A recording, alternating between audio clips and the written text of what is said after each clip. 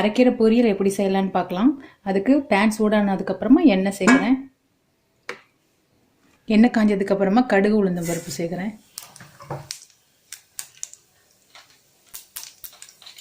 கடுகு வெடிச்சதுக்கு அப்புறமா ஒரு காஞ்ச மிளகாய் 2 கிள்ளி வச்சிருக்கேன், அதை சேர்க்குறேன். கருவேப்பிலை, 2 பச்சை மிளகாய் நீல வாக்கில் கட் பண்ணியிருக்கேன், அதை சேர்க்குறேன்.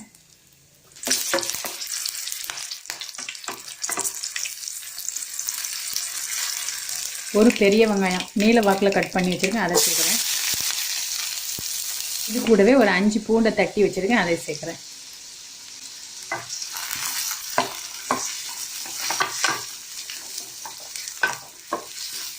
வெங்காயம் கொஞ்சம் வதங்கினதுக்கப்புறமா கொஞ்சமாக பெருங்காயத்தூள் சேர்க்குறேன்.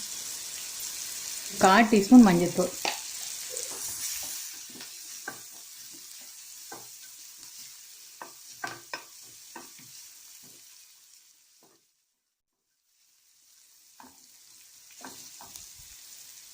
கீரை சேர்த்துடலாம். நான் அரைக்கீரை வாங்கி அதை 4 டைம் கழுவிட்டு சின்னதை கட் பண்ணி வச்சுருக்கேன். இப்போ அதை சேர்த்துறேன்.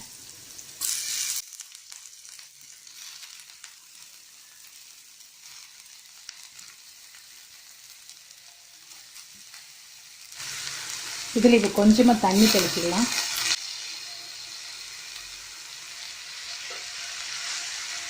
தெளிச்சிட்டு மூடி போட்டுடலாம்.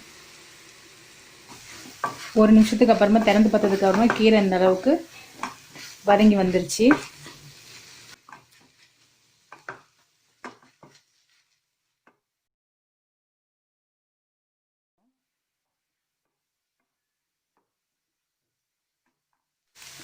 உப்பு சேர்த்துக்கலாம்.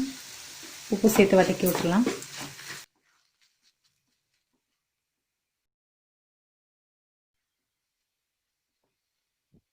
நல்லா வதங்கிருச்சு. இது ஒரு 4 to 5 மினிட்ஸ்க்குள்ளே நல்லா வதங்கிடும். ஒரு 1/2 கப் தேங்காவை நான் மிக்சியில் குறன்னு அரைச்சி வச்சுருக்கேன், அதை சேர்க்குறேன். தேங்காய் துருவல் பண்ணி சேர்த்துக்கலாம். இதை போட்டு கிண்டி விட்டுடலாம்.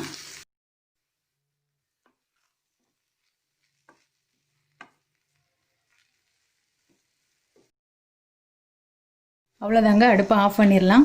இப்போ அரைக்கீரை பொரியல் தயாராகிருச்சு. இந்த மெத்தடில் நீங்கள் உங்கள் வீட்டில் செஞ்சு பாருங்கள். செஞ்சு பார்த்துட்டு உங்களுக்கு பிடிச்சிருந்துச்சுன்னா மறக்காமல் நம்முடைய சேனலை சப்ஸ்கிரைப் பண்ணுங்கள். கூடவே உள்ள பெல் ஐக்கானே கிளிக் பண்ணிக்கோங்க. தேங்க்யூ.